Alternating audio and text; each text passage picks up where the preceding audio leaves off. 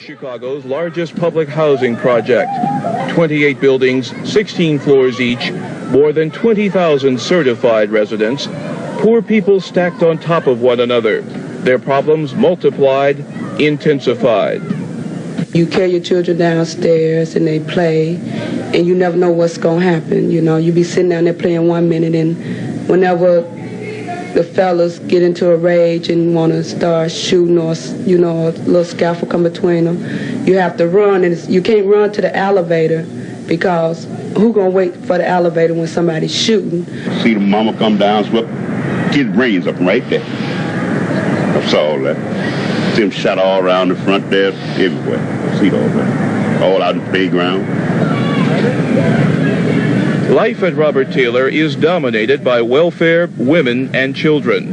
A high percentage of Taylor residents receive public aid, and almost 90% of Taylor's households are one-parent families, one woman, that is, with an average of 4 children. At age 23, Janice Love is part of that pattern. She has only 2 children, but they represent the 3rd generation in her family to live or grow up here. For her and hundreds of other women who live here, the absence of a man in the home is considered neither unusual nor necessarily a handicap. You can have some parents where it's just rough in the household with that man. You got to deal with him, you got to deal with the children, and that's a burden on you too. You got some that's just as worse as the children. You got 3. If you say you got 2 children and a man and yourself, you got 3 children. You got to look after him and the 2 children and the house. So sometimes it's all right and sometimes it isn't for some people. For young men growing up here, there is no manhood in going to school or landing a job. That is a loser's game. The schools are bad, jobs hard to find. Still can't get no job just because you got a high school diploma don't mean you don't get a job. I've been somewhere everywhere looking for a job. So when they look at my face, they tell me, we'll call you so-and-so, so-and-so. I done filled out about 50 applications, and not one of them came through yet. Instead, being a man means being tough, hanging out, playing ball, shooting craps, or sometimes shooting one another when the street gangs turn violent. It ain't the building, it's the people up in here, you know? That's what it is, it's the people. They be out here shooting niggas off the porches and stuff, man. They're like when my little nephew got shot out there and thing, you know? Little 6-year-old boy, man, got killed. They caught they gang banging around here, man. There is both fear of violence here and acceptance of it, a resignation to what cannot be avoided. Rarely do the elevators run well, and even then they are havens for muggers and rapists. And the stairways are a poor alternative. I would be afraid to go out at night by myself. And if I'm out, I would be afraid to come in by myself. After 10, when you're out, you have to walk back up. You don't know what's on the stairway waiting for you. And we don't have no security protection at all, so you can't depend on that. That sums it up. Scared. But despite the crime and the poverty and the unemployment that breeds them, there is still a feeling among some that although the problems are large, they are not insurmountable. There are still people here who care, people who are working for change. And among them, there is no poverty of spirit. They have not given up.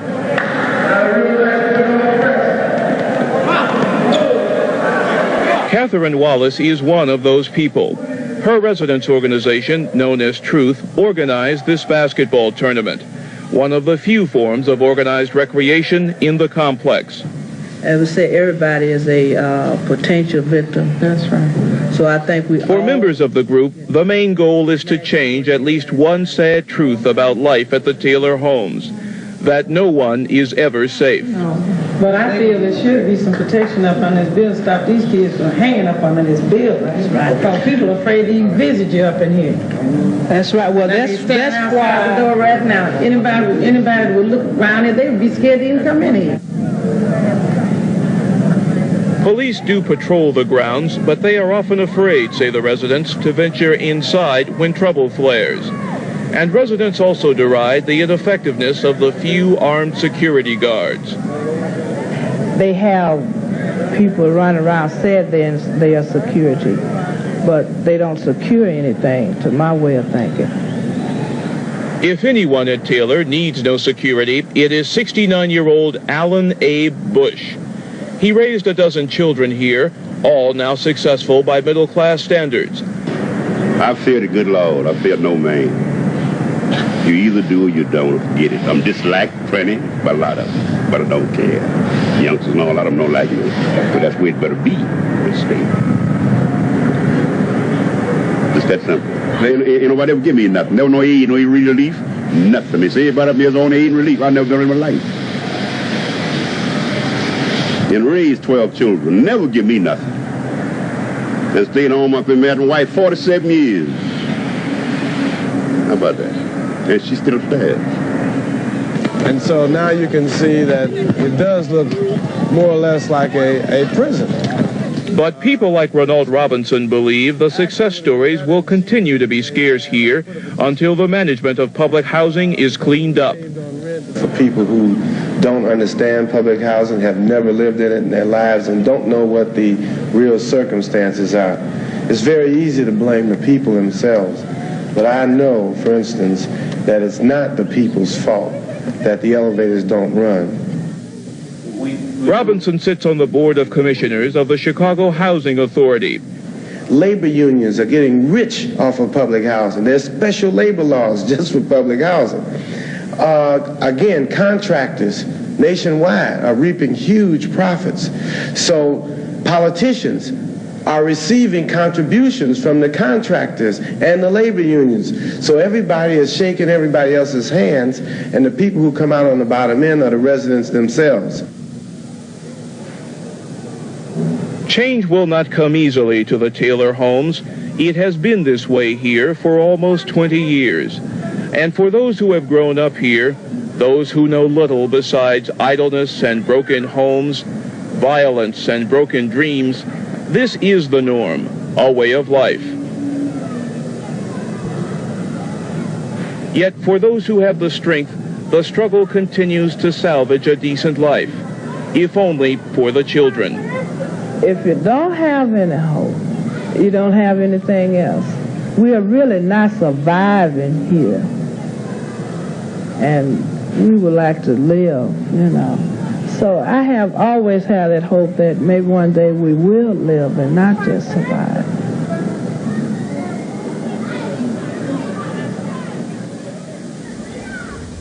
It was reminiscent of the bad old days of the 1980s. Cabrini Green suddenly turned into a war zone as Chicago Housing Authority officers tried to catch several suspects in a reported drug sale. When officers caught one of the suspects, a crowd of people, including his relatives, objected. Somehow that confrontation escalated, and a 26-year-old woman who was carrying a child was shot, reportedly by an officer. The crowd grabbed an officer and beat him, and shots were fired from nearby buildings, and the officers were forced back, pinned down by the gunfire. A 16-year-old boy was shot by a stray bullet. Some tenants feel the police were at fault for provoking the confrontation. We already have it hard enough over here, you know what I'm saying? And then they bring these CHAs over here, man. They've been on this garbage, man. CHA officials have launched an internal investigation promising a thorough accounting for what happened. While they aren't ready to comment yet on the officers' actions, they deny that CHA police have a bad relationship with Cabrini tenants. Meanwhile, they are promising stepped-up patrols to keep the Green quiet. We are in the process of redeploying our personnel to have more police officers within the developments. These problems come at a time when Cabrini Green itself is changing. About a third of the high-rises that were once symbols of urban violence and despair are coming down, to be replaced by a new community, a mix of private and public housing. This morning, Mayor Daley called the melee an isolated incident that he says shouldn't reflect on the community itself. But there's one incident. You can't say this is all the time. The crime has been down there. One incident doesn't reflect the whole community. The hope here is that the mayor is right, that this is an isolated incident and not a sign of more trouble ahead. At CHA Police Headquarters, Mike Makowitz, CLTV News. It ain't gonna never stop. As long as that building's standing there, this gonna keep happening. Cabrini Green residents point the finger squarely at 500 Oak Street. They say the half-vacant building is like a target on a barroom dartboard. Only bullets are the missiles here, and gang members inside shoot back. Make me feel scared. Yeah, scared. While most Chicagoans worried Thursday about a forecasted April snowfall, hundreds of Cabrini children also had a nervous eye on the sky. 500 Oak Street, after all, is right next door to Jenner Elementary, and the shooters show no regard for school-bound kids. It was real loud, and it just had the sound of danger, and me and my mother just started running. Everyone made it through the front line, only to have more gunfire force the children twice into the school's interior hallway. This has been going on for 2 weeks now. The little ones cry, and we worry about our kids. They're scared. A lot of them are scared. And at times it seems there is nowhere to turn. They have looked in all the apartments, but you know what? People can hide, people can move. It's a very difficult neighborhood to police. So the community that has faced so many recent challenges, we're just sort of recovering from the Girl X experience, is demanding gang members stop creating more trauma for Cabrini's kids. And we want to come to the table with whoever is out there and whoever desires to come to the table to try to make this community a safe community for all. If the gangs won't listen to the grown-ups, the children want to add their voices to the plea. We need this area to play in, not to hear shooting and all that. Senseless death by terror isn't limited to bombs or embassies abroad. In Chicago, 2 boys, one 8, the other 7, were in court today to face a murder charge as juveniles. They pleaded not guilty to killing an 11-year-old girl to steal her bicycle. CBS's Cynthia Bowers reports. Chicago police today say they have solved the murder of 11-year-old Ryan Harris, whose badly beaten body was found 2 weeks ago in a lot in this South Chicago neighborhood. We are certain that we have the right people. And horrifyingly, the right people appear to be 2 boys, ages 7 and 8. Today, they became the youngest children to be charged with murder in the city of Chicago. Ryan Harris's body was found here in this lot, just 2 blocks from where the 2 boys live. According to police, the 7-year-old knocked her unconscious with a stone. She was then sexually molested and finally suffocated, all because the boys wanted the bicycle she was riding. It was a police house-to-house canvass that turned up the 2 boys, first as witnesses in the case. It's during these interviews that the kids give the statement that they're responsible for the death of Ryan Harris. In this poor neighborhood, used to crime, many were having trouble accepting these children could be killers. First of all, it requires strength and an incredible amount of force and an incredible amount of determination that 7- and 8-year-olds physically do not have. I was shocked. It was hard to believe, to be honest. Yeah, I know that kids very well. The boys accused of killing Ryan Harris will be tried as juveniles because they're under age 13, and even if convicted, they will be set free no later than age 21. Cynthia Bowers, CBS News, Chicago. Chicago is planning to place a video camera in every police car following 2 incidents where unarmed African-American suspects were shot to death by officers. Maureen Maher has the latest on yet another big city in police brutality. Chicago emergency. Newly released dispatch tapes appear to confirm a Chicago police officer made a serious error in judgment in what began as a routine traffic stop. What's that car wanted for? If it's just wanted for traffic and it's still going, tell them to stop chasing. But the chase wasn't halted, and 2 minutes later, LaTanya Haggerty was dead. A rookie cop fired at the 26-year-old computer analyst, mistaking a cell phone for a gun. My heart is missing a vital part of my life. Vera Love's son was supposed to graduate from Northwestern University yesterday. But 2 weeks ago, Robert Russ was killed after Chicago police say he tried to grab an officer's gun during a traffic stop. The gun went off. Russ was shot in the heart. Even though both victims were shot by African-American police officers, community leaders say there is a long-standing pattern of excessive force used against blacks. There is a dirty veil of silence, an evil thin blue line that lies between police officers and public accountability in this city. But the city's mayor, Richard Daley, says don't pull his officers into a national debate. There's not one of them out there who wants to commit police brutality and beating up people. You cannot portray those men and women like that. 7 officers are now under investigation in these 2 cases, and yesterday the Chicago coroner's office ruled the death of another man in police custody a homicide. That, in addition to a Justice Department inquiry, could make this a long, hot summer for a police department already feeling the heat. Maureen Maher, CBS News, Chicago. A major controversy is stirring over censorship on the internet.